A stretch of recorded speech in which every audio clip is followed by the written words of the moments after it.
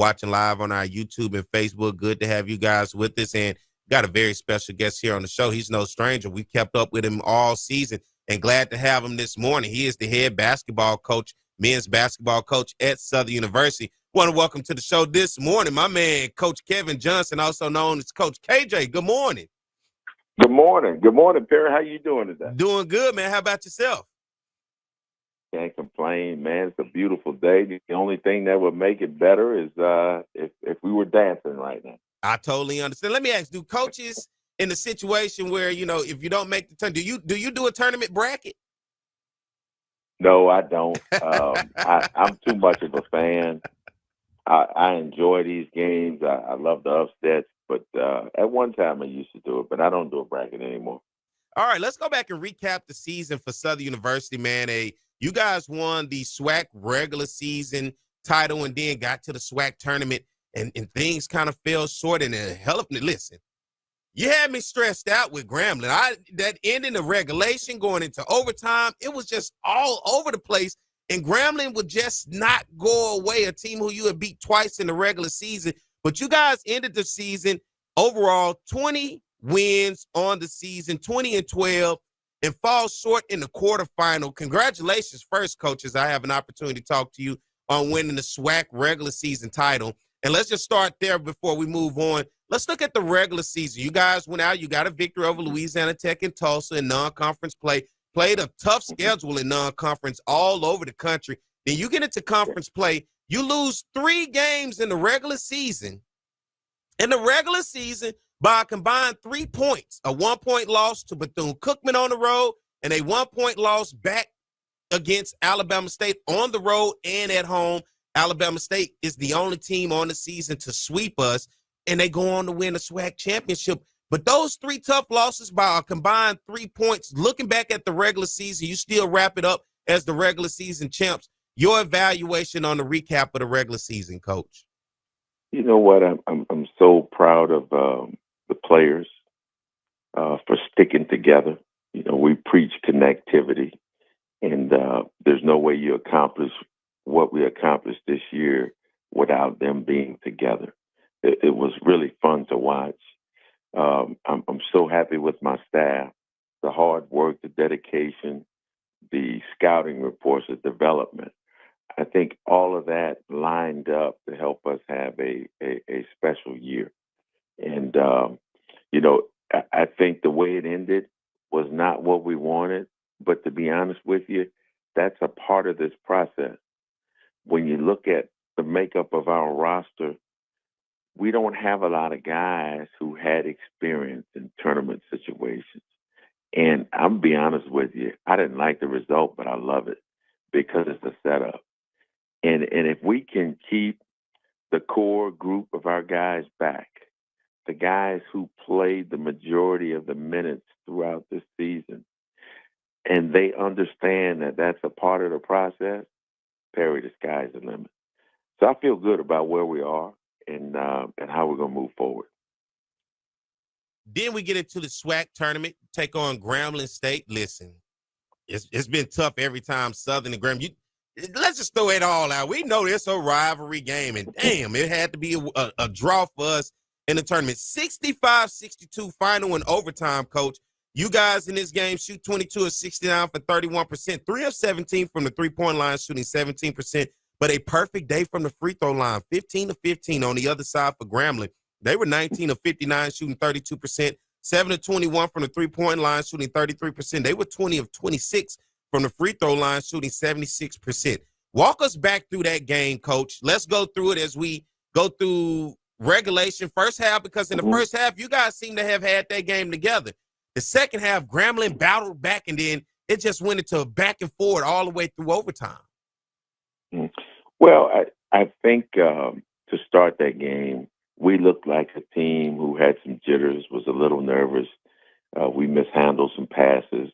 There were a couple of transition opportunities we had that we didn't capitalize on. But we were still able to go in at halftime up. And, we come out in the second half and we build on that lead. And, we lose the momentum. And one of the biggest momentum killers, right, in a pressure game, a tournament type game, is to miss layups. And if you go back and look at that game, we were 15 of 35 on layups. Now, those are not uncontested. Some of those are contested, but yet plays that we should finish. And that's a momentum killer. And so we missed 20 layups in a game that we lose in overtime. And, usually when you lose a close game like that, you look back at your free throws. We missed those free throws, but we were perfect from the line. But it was the layups and turnovers that killed us in that game. We had 21 turnovers in that game. That's not a Southern Jaguar basketball team. And so we kind of shot ourselves in the foot and lose that game by one possession. Again, regulation was tied. But again, as frustrated as we could be, and I had some players who were really down on themselves after that game. Perry, it is a part of the building process. Mm-hmm. You got to go through something if you want to get something. Mm-hmm. And so that's the message that we're going to take into postseason. Let me ask you this, and you're talking about postseason. What happened? What was the deal with the NIT? I just, for sure, and I think many of us thought that Southern was going to make it into the NIT. Well, a few years ago, the regular season champion had an automatic bid. I really don't know why the NCAA went away from that. But there's been a couple of new developments. There's a tournament in Vegas called the Crown Tournament, which the winner gets a lucrative amount of NIL money. And the high major teams are really, if they don't make the NCAA, they're leaning towards the Crown Tournament. And I really thought that would open up a spot for us in the NIT, but disappointed that the committee didn't recognize the body of work that we put out there. Not only going through the regular season in a tough league, I think people know now that the SWAC is not a low major league, but to go through and lead the league from wire to wire, and then to be recognized for some national statistics. We finished the year as number one in bench scoring in the country, and then to be in the top 10 in steals. And so, to be able to accomplish some things like that against the kind of competition we played, I was a little disappointed that they didn't recognize us, but I'm not alone. I'm glad they didn't do us like South Alabama. They gave South Alabama a bid and then came back and took it away. Mm. And so, disappointed that we didn't get a look at that. And, we got to move on forward. We can't dwell in that place. It's time to, get to work this postseason and try to be better moving forward. Now, I want to take, because I'm going to make you a broadcaster one day, right? Let's look at it from the SWAC overall standpoint, you being a coach. And Alabama State, the team that swept you in the regular season, then the team that got hot and won the conference title, beating Jackson State. Your thoughts on Alabama State and watching them against St. Francis in the NCAA tournament, getting their first ever victory in a NCAA tournament? You know what? Coach Matlock did a tremendous job with his team. And Alabama State, believe it or not, was one of the teams that myself and my staff discussed coming into this season. I felt like they had something that would allow them to either win the regular season or the tournament. And this is why. Coach Matlock's in his fourth year, and he's been able to retain a core group of guys in a day where good players, they have a good year. What's the first thing you want to do? Jump in that portal. Mm-hmm. And so if you look at the continuity they've had from year to year, they're bound to be good. Now, were they better than us? Well, that first game we played them in Montgomery, we lose by one and play our worst defensive game of the year. We give up 82 points and lose by one. Now, that game here in Baton Rouge was a tough game. It was a typical conference game and a game we should have won.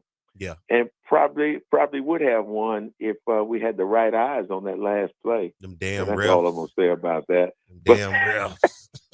but take nothing away from them. they had a good team.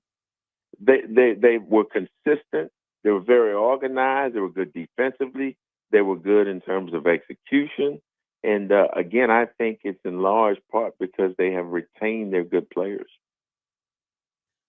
They go in, they beat St. Francis, and I mean, hell, it came down. This pretty much been a testament to them all year. The end of the game. When you saw that last play for them against St. Francis, was you like, hey, this is what they do when the game is on the line with a couple seconds left? Well, Perry, I'm not going to give too many secrets away, but I would tell you this, and I think our players could learn from this because they all watch that game, and so we do game situations every day. And sometimes I think they look at me like I've lost my mind because on game day practices, I always do the home run play, that last second play when you got to go length of the court. Mm-hmm. And there's a couple of different scenarios that we create, right? Mm-hmm. And so they created the bunch scenario where there's a loose ball and kind of like a scrum. And so what happens is the referees will never call a foul on that play. But if you're in the right place and the ball finds you and you put it off the glass, you can win a game. And so it was amazing that I had about 8 players text me on that play and say, Coach, I get it now. That's why we do home run. And so, again, credit to Alabama State for being organized and good enough and experienced enough to execute that play to get them a win. Where do we go from here with Southern's basketball program? Just completed year 2. We continue to see the uptick of the program, SWAC regular season champions. And now where do we go from here going into year 3, Coach? Well, we got to build on what we've done the last 2 years. I think coming in that first year, inheriting some players that I had no idea who they were, we were able to put a team together that finished 3rd in the league. But more important than where we finished, we had to establish a culture, right? We had to make sure guys understood that the only place win comes before work is in the dictionary. So we had to create an atmosphere of work. We did that. And so this year, to be able to take a step beyond that, we had to make sure we had the right attitudes about work. And for the most part, we did. Every day is not going to be a good day, but this group had a good attitude about working and about playing together, right? And so we have to build on that. Next year we need to have a team on the floor that plays just as hard, but plays where they have a sense of responsibility and a better sense of trust in each other. And I think if we do that, we can take another step. And that's exciting to me. I want to take that step. Well, Coach, I believe in you. It's more exciting for me to watch you build this thing. Just remembering year 1 having a conversation. The number one thing you told me was we got to get a culture in here. Now you're creating that culture. Now you're starting to see it translate. And it's growing pains with any program, and we see it. But nonetheless, we know we headed in the right direction. So, Coach, man, thank you for coming on this morning. Definitely won't be the last time I have you on. We'll continue to talk about it, especially if you need anything towards the program, need to be anything towards recruiting. I'm here to put the word out so we'll be able to talk to the people that's out there listening. Hey, well, look, I'm going to leave you with this, Perry. The portal is hot right now. Look, there's 287 names that are in already, and we're actively working it. And so if you know those folks who got some money that they want to contribute to the NIL, we will take it. Because as always, you want to try to improve your talent level. That's it. That's the voice of Coach Kevin Johnson, also known as Coach KJ, Southern University head men's basketball coach. Thank you, Coach, and man, enjoy your day watching some basketball. All right, thank you. Always a pleasure to be on. Yes, have sir. A good one, sir. All right, have a good one.